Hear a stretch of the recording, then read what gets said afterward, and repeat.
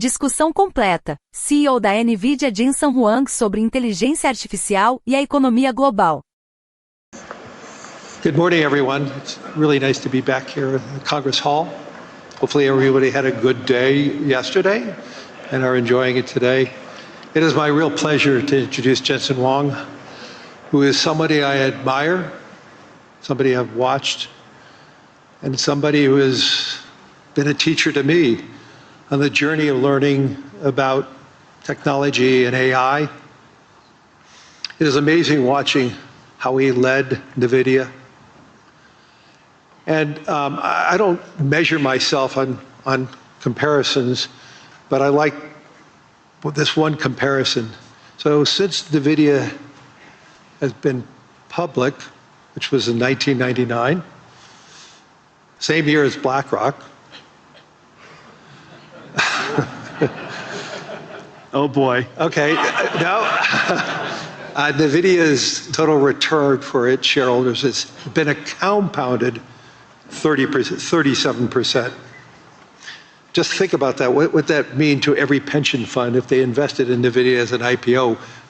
The amount of successes we have with everybody's retirement. At the same time, BlackRock's annualized total return has been 21%. Not so bad for a financial services company, but it certainly pales. But that is just a really great indication of Jensen's leadership, the positioning of Nvidia, and also it is a great statement about what the world believes in the future of Nvidia. So Jensen, congratulations on that journey, and I know we have many more years of that journey ahead of us. Thank you, I appreciate that. My only regret was at the IPO, after the IPO, I wanted to buy my parents something nice.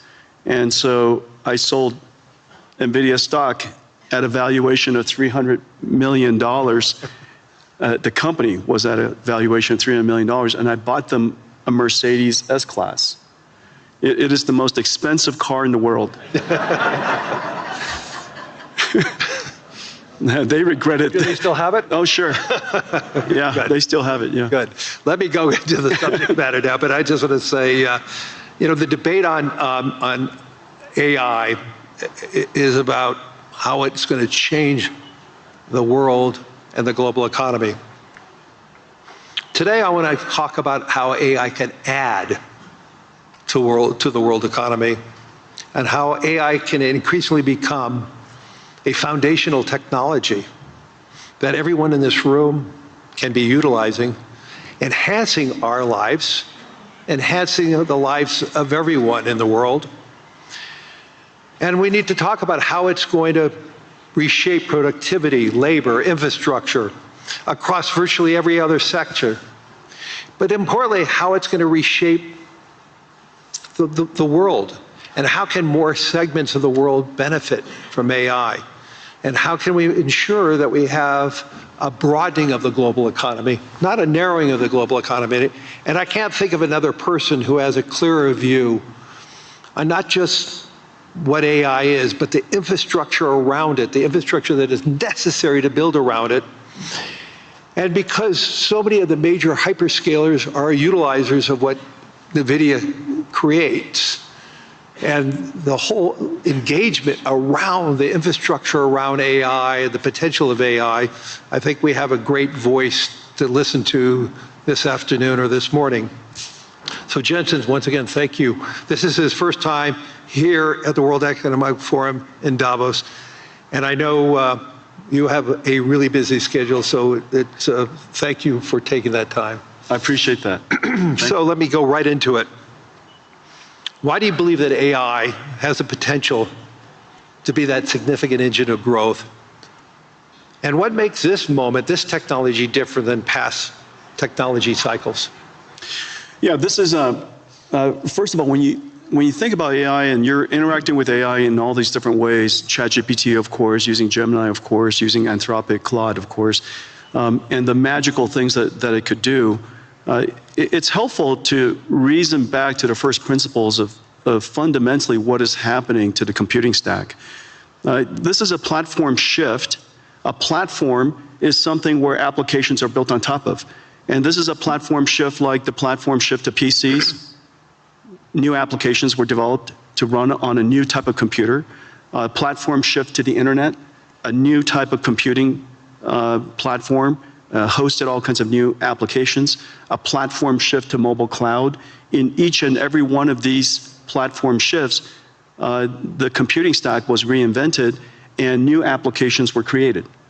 This is a new platform shift in the sense that today you're using ChatGPT. It's important to understand that itself is an application, but very importantly, new applications will be built on top of ChatGPT. New applications will be built on top of Anthropic Claude, for example. And so it's a platform shift in that way. AI is really easy to understand if you realize what it can do that you could never do before. Software in the past was effectively pre-recorded. Humans would type and describe the algorithm or the recipe for the computer to execute. It was able to process structured information, meaning you've got to put the name, the address, their account number, their age, where they live. You create these structured tables that software would then go and retrieve information from. We call it SQL queries. SQL is the single most important database engine the world's ever known. Almost everything ran on SQL before now. Now we have a computer that can understand unstructured information, meaning it can look at an image and understand it. It could look at text and understand it. It's completely unstructured. It could listen to sound and understand it, understand the meaning of it, understand the structure of it, and reason about what to do about it. And so for the first time, we now have a computer that is not pre-recorded, but it's processed in real time, meaning that it's able to take the context of the circumstance, whatever the environmental information, the contextual information, and whatever information you give it, it could reason about what is the meaning of that information and reason about your intent, which could be described in a really unstructured way. You describe it however you want to describe it. We call it prompts. But you describe it however you like to describe it, and to the extent that it can understand your intention, it could perform a task for you. Now, the important thing about this is that because we're reinventing that entire computing stack, the question is, what is AI? You're asked, when you think about AI, you think about the AI models. But it's really important to understand industrially, AI is actually essentially a 5-layer cake. At the bottom is energy. AI, because it's processed in real time and it generates intelligence in real time, it needs energy to do so. Energy is the first layer. The second layer is the layer that I live in. It's chips and computing infrastructure. The next layer above it is the cloud infrastructure, the cloud services. The layer above that is the AI models. This is where most people think AI is. But don't forget that in order for those models to happen, you have to have all of the layers underneath it. But the most important layer, and this is the layer that's happening right now, the reason why last year was an incredible year, frankly, for AI, is that the AI models made so much progress that the layer above it, which is ultimately the layer that we all need to succeed, the application layer above that. And so this application layer could be in financial services, it could be in healthcare, it could be in manufacturing. This layer on top ultimately is where economic benefit will happen. But the important thing, though, because this computing platform requires all of the layers underneath it, it has started, and everybody's seeing it right now, it has started the largest infrastructure build out in human history. We're now a few $100 billion into it. That's it. We're a few $100 billion into it. Larry and I, we get the opportunity to work on many projects together. There are trillions of dollars of infrastructure that needs to be built out. And it's sensible. It's sensible because all of these contexts have to be processed so that the AI, so that the models can generate the intelligence necessary to power the applications that ultimately sit on top. And so when you go back And when you reason about it layer by layer by layer, and you realize that the energy sector is now seeing extraordinary growth. The chip sector, TSMC just announced they're going to build 20 new chip plants. Foxconn working with us, and Wistron and Quanta building 30 new computer plants, which then go into these AI factories. So we have chip factories, computer factories, and AI factories all being built around the world. And memory. And memory, right, exactly. Those chip fabs. Micron has started investing $200 billion in the United States. SK Hynix is doing incredibly. Samsung is doing incredibly. You could see that entire chip layer growing incredibly today. And now, of course, we pay a lot of attention to the model layer, but it's really exciting that the layer above them is really doing fantastically. And now, one indicator is where the VC funding going into. Last year, 2025, was one of the largest years in VC funding ever. And last year, most of the funding went to what is called AI native companies. These are companies in healthcare, they're companies in robotics, and company in manufacturing, financial services. All of the large industries in the world, you're seeing huge investments going in to those AI natives, because for the first time, the models are good enough to build on top of. So let's just dive a little further. Obviously, everybody, I'm sure, uses their own chatbot and getting information. So, but you're talking about this version of AI is going to be the key. Let's talk about it, like, go into a little more upside ideas related to the dispersion of it in the physical world. You mentioned, obviously, healthcare is a great example of that. But where do you see the transformational opportunities in areas like transportation or science? Well, last year, I would say last year, I would say 3 major things happened in AI, in the AI technology layer, the model layer. The first one is that the models themselves started out being curious and interesting, but they hallucinated a great deal. And last year, we can all reasonably accept that these models are better grounded. They could do research. They can reason about circumstances that maybe they weren't trained on, break it down into step-by-step reasoning steps, and come up with a plan to answer your question, do your research, or perform the task. So last year we saw the evolution of language models becoming AI systems that we call agentic systems, agentic AI. The second major breakthrough is the breakthrough of open models. Several years ago, was it a year ago? DeepSeek came out. Last year. And DeepSeek was, a lot of people were quite concerned about it. Frankly, DeepSeek was a huge event for most of the industries, most of the companies around the world, because it's the world's first open reasoning model. Since then, a whole bunch of open reasoning models have emerged, and open models has enabled companies and industries, researchers, educators, universities, startups, to be able to use these open models to start something and create something that's domain specific or specialized for their needs. The third area that had enormous progress last year was the concept of physical intelligence, of physical AI. AI that understands not just language, but AI understands, if you will, nature. And it could be AI that understands the physical world here, AIs that understand proteins, chemicals, natural physics, for example, fluid dynamics, particle physics, quantum physics, AIs that are now learning all these different structures and different languages, if you will. Proteins is essentially a language. And so all of these AIs are now making such enormous progress that these industries, industrial companies, whether it's manufacturing or drug discovery, are really making great progress. And one of the great indicators is a partnership that we had with Lilly, that they realize now that AI has made such extraordinary progress in understanding the structure of proteins and the structure of chemicals, essentially being able to interact and talk to the proteins like we talk to ChatGPT. We're going to see some really big breakthroughs.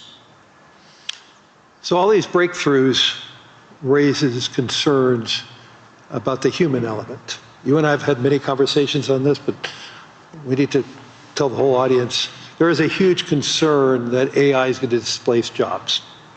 And you've been arguing the opposite. Obviously, the build-out of AI, as you talked about, the biggest infrastructure build-out in history is going to occur, which energy is creating jobs. Yeah. Chips industry is creating jobs. The infrastructure layer is creating jobs. Land, power, and shell. Jobs, jobs, jobs. I mean, right? It's incredible. So let's get into that in a little more detail. So you actually believe we're going to face labor shortages. And so how do you see that AI and robotics changing the nature of work rather than eliminating it? Yeah, there's several different ways that we could think through it. First of all, this is the largest infrastructure build out in human history. Yep. That's going to create a lot of jobs. And it's wonderful that the jobs are related to tradecraft.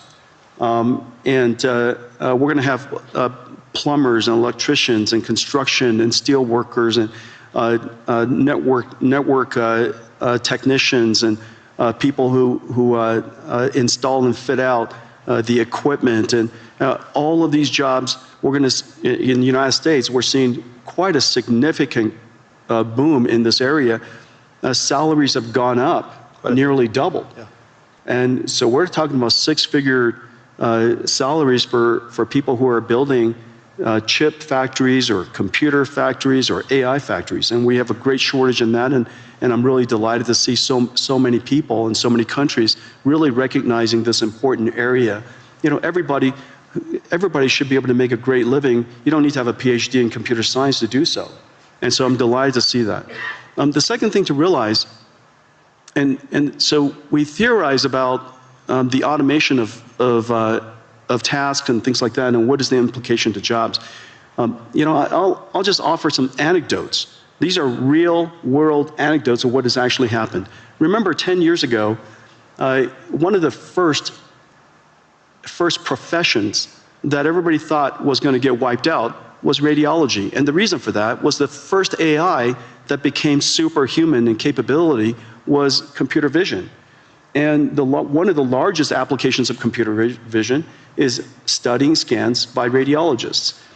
Well, 10 years later, it is true that AI has now completely permeated and diffused into every aspect of radiology. And it is true that radiologists use AI to study scans now. The impact is 100%, and the impact is completely real. However, not surprisingly, I say not surprisingly, if you reason from first principles, not surprisingly, the number of radiologists have gone up. Is that because of lack of trust or is that because the human interaction with the results of AI Exactly. is a better outcome? Exactly. The reason for that is because a radiologist, the purpose of their job is to diagnose disease, to help patients diagnose disease. That's the purpose of their job. The task of the job includes studying scans. The fact that they're able to study scans now infinitely fast allows them to spend more time with patients, diagnosing their disease, interacting with the patients, interacting with other clinicians. Well, surprisingly, also not surprisingly actually, as a result of that, the number of patients that the hospital can see has gone up. Because, you know, there are a lot of people waiting a long time to get their scans done. And so now, because the number of patients have gone up, the revenues of the hospital has gone up, they hire more radiologists. This is the same thing as happening to nurses. We're 5 million nurses short in the United States.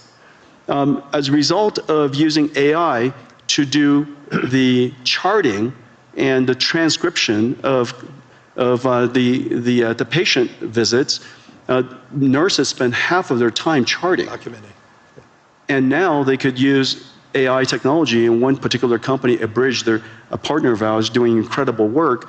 As a result of that, the nurses could spend more time visiting patients. Human touch. That's right. And because you could now see more patients, and we're no longer less bottlenecked by the number of nurses, more patients could get into the hospital sooner. As a result, hospitals do better, they hire more nurses. And so surprisingly, AI is increasing their, not surprisingly, AI is increasing their productivity. As a result, the hospitals are doing better. They want to hire more people. You have too many people waiting too long to get into hospitals. And so these are two perfect examples. Now, the easiest way to think about what is the impact of AI on a particular job is to understand whether the job, what is the purpose of the job, and what is the task of the job. If you just put a camera on the two of us and just watched us, you would probably think the two of us are typists because I spend all of my time typing. And so if AI could automate so much word prediction and help us type, then we would be out of jobs. But obviously that's not our purpose. And so the question is, what is the purpose of your job? In the case of radiologists and nurses, is to care for people. And that purpose is enhanced and made more productive because the task has automated. And so to the extent that you can reason about each one of the people's purpose versus the task, I think it's a helpful framework. Let's move this beyond the developed economies. Help me understand how AI is it to broaden the world and help the world. I read an Anthropic piece this past weekend that basically said the utilization of AI most recently is very dominant by the educated society. And they're even seeing the educated component of each society being heavily more utilized. And obviously they're using it against their own model, Claude, so it may have its own biases. So how do we ensure that AI is a transformational technology, maybe like what Wi-Fi and 5G was for the emerging world? And when you intersect that, what does it mean for the emerging world and job? How do we broaden the global economy? And two, getting back to the whole job situation with robotics and AI, there is going to be some substitution there. And there's substitution in the United States already going on. We may be creating more plumbers and electricians, but we probably need less analysts at financial institutions. Lawyers need less because they're able to accumulate the data faster. So let's just pivot on to the emerging world for a second, in the developing world. How do you see that play out? Well, first of all, AI is infrastructure, and there's not one country in the world, I can't imagine, that you need to have AI as part of your infrastructure, because every country has its electricity, you have your roads, you should have AI as part of your infrastructure.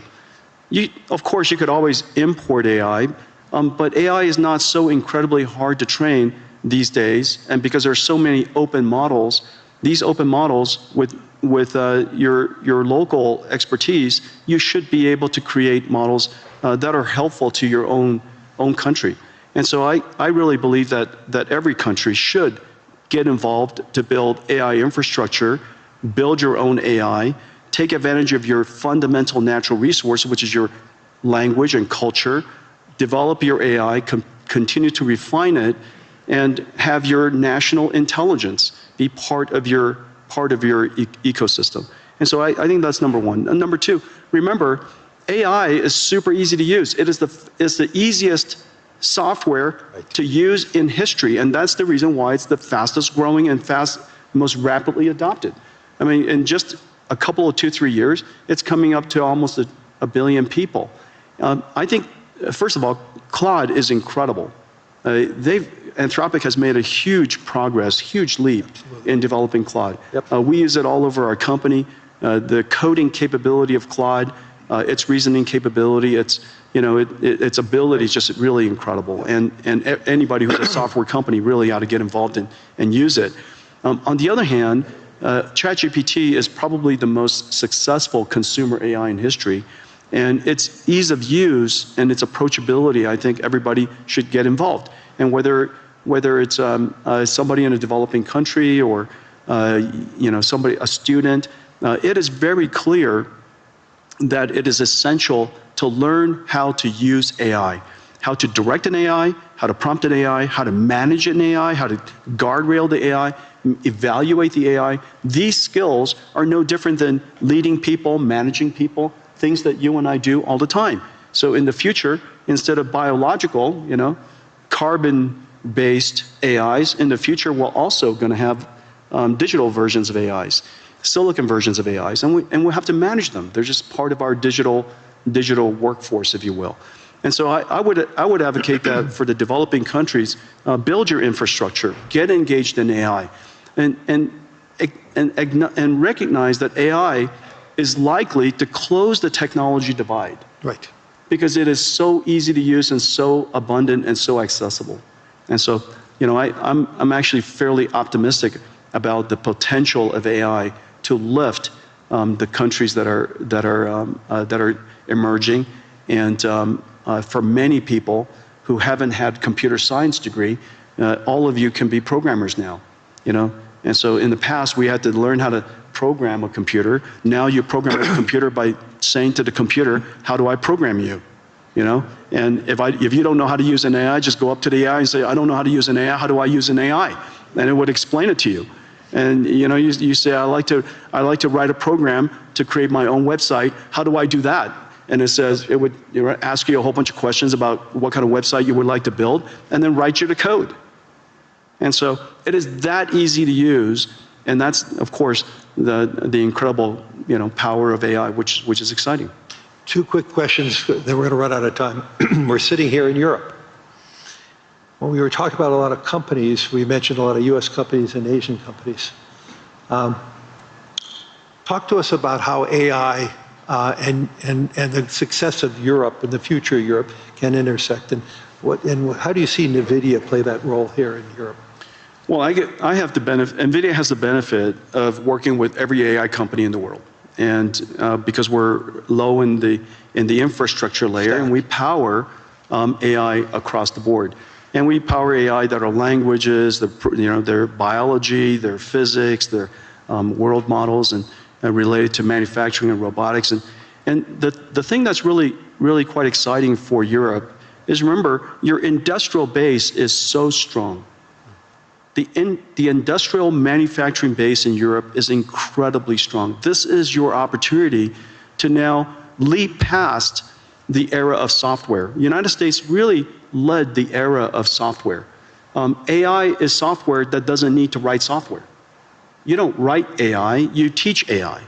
And so get in early now so that you can now fuse your industrial capability, your manufacturing capability with artificial intelligence, and that brings you into the world of physical AI or robotics.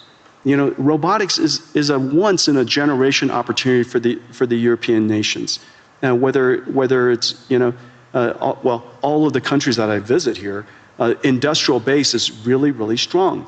The other thing to realize is that so much of the deep sciences are still very strong here in Europe. Right. And the deep sciences now have the benefit of applying artificial intelligence to accelerate your discovery. And so I think that it's fairly certain that you have to get serious about increasing your energy supply so that you could invest in the infrastructure layer so that you could have a rich ecosystem of artificial intelligence here in Europe. So what I'm hearing is we're far from an AI bubble. The question is, are we investing enough? Let's turn it around, because there's so many people talking about a bubble, but the question is, what I'm hearing from you is, you know, are we investing enough to do what we need to do to broaden the global economy? And so one good test on the AI bubble is to recognize that Nvidia has now millions of Nvidia GPUs in the cloud. We're in every cloud, you know, we're used everywhere. And if you try to rent an Nvidia GPU these days, it's so incredibly hard. And the spot price of GPU rentals is going up. Not just the latest generation, but 2-generation-old GPUs. The spot price of rentals are going up. And the reason for that is because the number of AI companies that are being created, the number of companies shifting their R&D budget, Lilly is a great example. 3 years ago, most of their R&D budget, all of their R&D budget, was probably wet labs. Notice the big AI supercomputer that they've invested in, the big AI lab, increasingly that R&D budget is going to shift towards AI. And so the AI bubble comes about because the investments are large. And the investments are large because we have to build the infrastructure necessary for all of the layers of AI above it. And so I think the opportunity is really quite extraordinary, and everybody ought to get involved. Everybody ought to get engaged. We need more energy. I think that we all recognize that. We need more land power and shell. We need more trade skill workers. And in fact, that population of workforce is so strong here in Europe. Yes.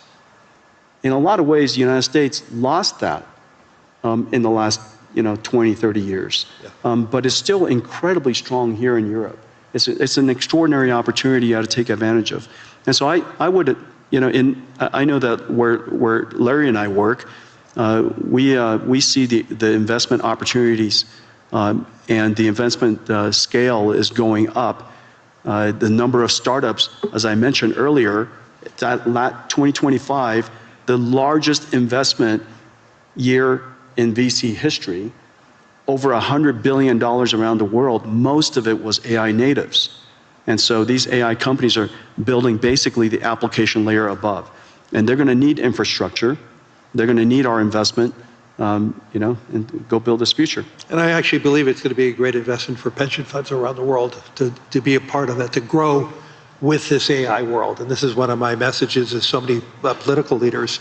We need to make sure that the average pensioner, the average saver, is a part of that growth. If they're just watching it from the sidelines, they're going to feel left out. And we want to invest in infrastructure. Right. Infrastructure is a great investment opportunity. This is the single largest infrastructure build-out in human history. Yep. Get involved. We're out of time. Hopefully everybody in the audience and everybody on the web streaming is seeing the power of Jensen Huang as a leader, not just a leader in technology and AI, but a leader in business, and also a leader in heart and soul, which is really important today, having that leadership from the heart and the soul. So thank you, everyone. Thank you, everybody. Este site pode ajudar você a melhorar sua leitura e compreensão auditiva em inglês. Com inteligência artificial, ele divide as frases em partes menores e fáceis de entender. Na ferramenta de reprodução, você pode ajustar a velocidade, pausar ou voltar para entender cada frase. O site oferece tradução para 20 idiomas, facilitando o aprendizado. É só digitar inglês.com no navegador e experimentar.